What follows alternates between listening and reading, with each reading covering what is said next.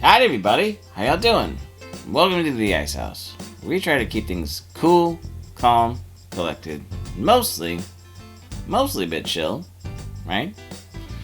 Well, I've been pondering again, as I do, and dangerously so. And you know what? One of the things I've really been thinking about is, as a creator, right?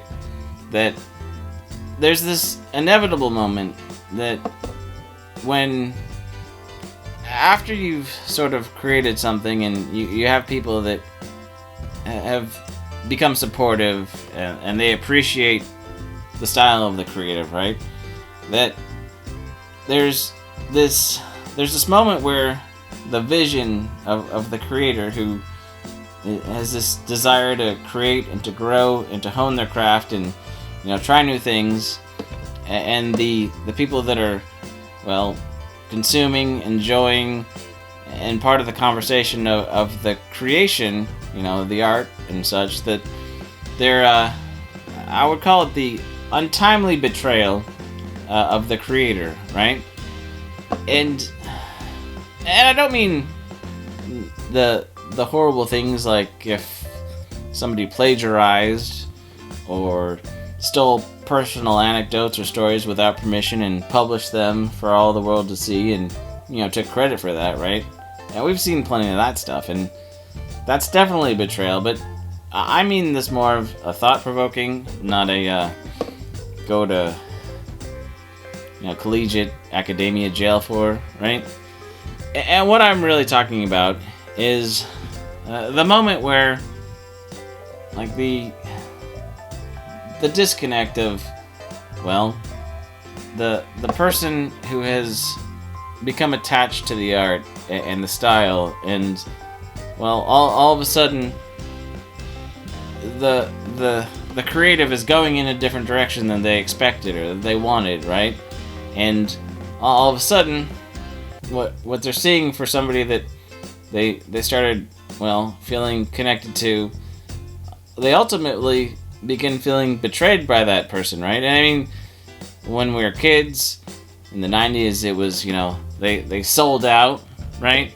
Or hey man, you've changed, you're doing things you didn't do before, and that's not cool. Even though nobody wants to be pigeonholed and do the exact same thing over and over and over again, because, well, a jack-in-the-box gets scary, doesn't it, after a while? Yeah, think about that one. But it's just, I say the untimely betrayal because it really does happen, right? If there's a book series or a long-running franchise that all of a sudden the characters are doing things because, sometimes even with the same author, that years later, their perspective has changed, so they're going to write the characters in a different way. And sometimes you've grown up with the characters and you kind of feel like they're growing up with you, and sometimes it's something totally new and different that just you don't like it. And when I say the betrayal, I don't just mean that the artist or the creator does something that the fans or the fandom or whatever feels slighted, right? But then there's also the backlash of when fans feel like they weren't heard or understood or they were being left behind. Then they'll start lashing out and responding and reacting to the creator, right? I mean, you could see this in the Star Wars franchise. You can see this with the ever-growing and still very currently popular, Harry Potter franchise, right? That they really tried to divorce the creation from the creator, which, again, how do you have Harry Potter as somebody who grows old and new stories without the person that created Harry Potter being a part of it, right? At least HBO understood that much. Yeah. And I'll leave that one at that. But it gets, it's interesting because so many of us, we don't like change, but we don't want to necessarily stay the same. We want to grow as people. But when it comes to these, especially fictional characters, right? And this is where art and culture are so significant, because these fictional characters that were based on somebody's mind and experiences that, I mean, so many people, like, you know, we'll say the word Superman, right? I know I talked a little bit about that movie, you know, that I haven't seen yet, but that guy has been around for a long time, and that character has been written by many different people, and, you know, there's different versions, and, you know, the American Boy Scout and this and that, and some dark and gritty versions too, but there's certain lessons and certain story runs that, well, people have gleaned a lot of information about life, a lot of their own moral compass from these characters, right? They've learned certain, well, universal truths about humanity because, well, the impact that this writing had on them. So, there is something to be said about, you know, these characters, you know, kind of like Batman says, it's the hero we deserve or the hero we get. And like, I'm not trying to justify anybody who's, you know, taking up the mantle and phoning it in because they want a cash grab and they just want to slap a label on something that people recognize and, you know, put it over some slop and say, hey, eat it up, it's good, you know, you're gonna eat good this year, when really it isn't, and they don't.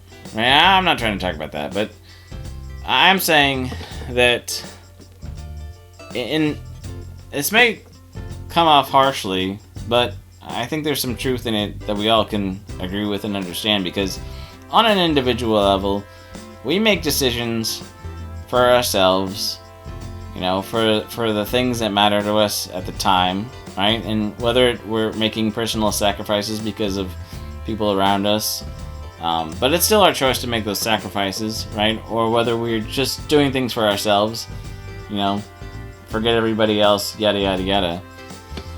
No, so in the same vein, and this is the difficult part as a fan of any sort of fandom, is that, you know, when the person writing the story or writing the character, you know, the character, the creator that we've all learned to look up to because the impact they've had on our lives and culture and whatnot, the truth is that unless you're their family or a trusted friend or somebody they go for feedback, right, or maybe their editor, they're not writing these stories with you personally in mind, right? A good writer wants to connect with humanity and create something that a lot of people can resonate with, but majority of the time, your opinion and what you think should happen with the characters is really not their most important concern, right? Just in the same way that, well, when you were in junior high and somebody made fun of your shirt, right? You loved that shirt, and you're going to wear that shirt, and you didn't care what people thought about that shirt, right? It's kind of the same sort of thing, kind of in the same level, so I don't know.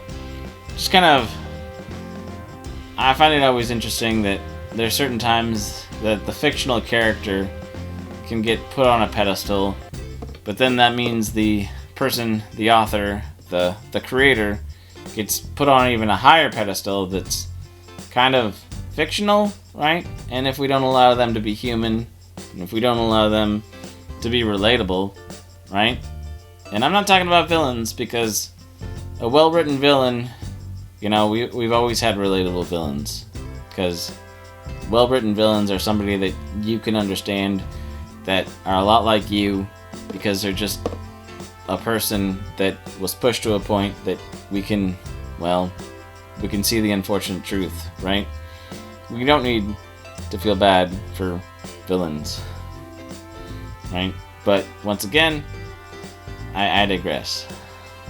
The point is, I love being able to experience stories and worlds that somebody created because, well, they were driven, they had that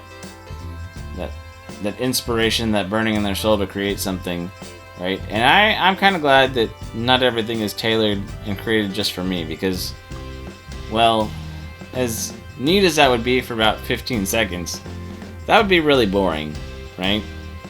Because, let's face it, things we do for ourselves is sit on the couch and, watch YouTube, which I appreciate that you're doing right now. So, and really, that's really all I had to say. So I hope that kind of made sense, and I hope that if you have any thoughts or comments, you'll put them down below. And, well, until next time, just realize that so much of the world is existing on its own level, on its own conversations, and a lot of times they're not really worried about you, but conversely, you're not really worried about everything everybody else is doing either, so it's kind of fair, isn't it? Yeah. Well, just let that sink a little bit, and until next time, I'll see you later. Bye!